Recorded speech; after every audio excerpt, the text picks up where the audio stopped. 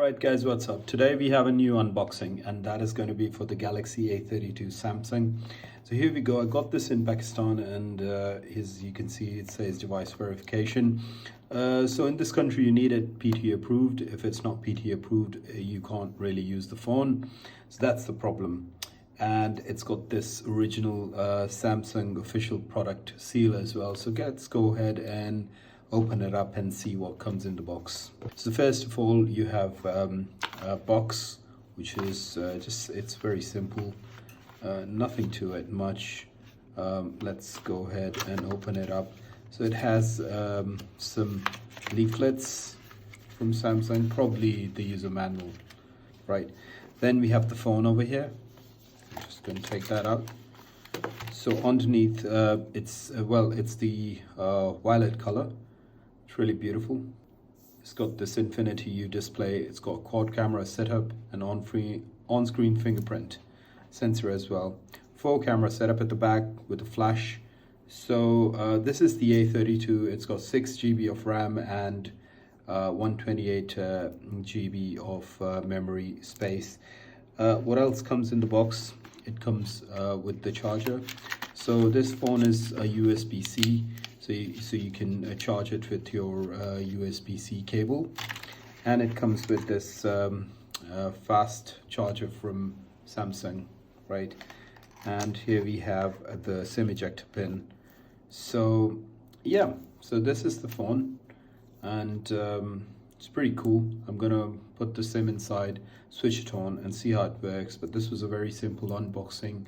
If you look on the bottom, you have the speaker cutout and you have the micro USB-C port. You have a headphone jack as well, the 3.5mm jack.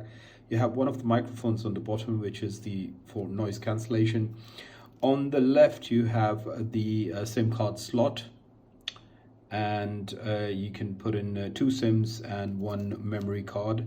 On the top you have another microphone, and on the right side you have the volume up and down key and the power button. And of course it's got the on-screen fingerprint sensor. It doesn't have any fingerprint sensors on the sides. Just tell you guys that the phone's got a plastic body, it's not glass. So I'm guessing that you would get scratches on the phone, and the sides are not metal. So the setup is pretty basic. So we can just go ahead and set it up. So transfer is pretty simple. So I've connected my Oppo to this Samsung A32, and if you could connect it through a USB-C cable, both of them, download Smart Switch, and what it'll do is it'll basically scan all the data on one of the phones, and then it'll give you a prompt over here, and from there on you can just simply get all the files, folders, pictures, documents, call logs and all the rest of it on the new phone. So it's pretty simple to do that. So guys, I've just finished installing all the software. It's very simple, so you can just swipe from down to up and you can see all the apps over here. Everything has been transferred fairly quick, and if I swipe from top to bottom it gives us this option of telling us that all our apps and all the functions that can be seen over here. One thing I really like is that if you pull down, that'll give you all of these options. I think so this is it's running Android maybe 11. Let's go ahead and check it out. So if you go into about phone, and over here we can see it will give us all the information. So software information comes over here.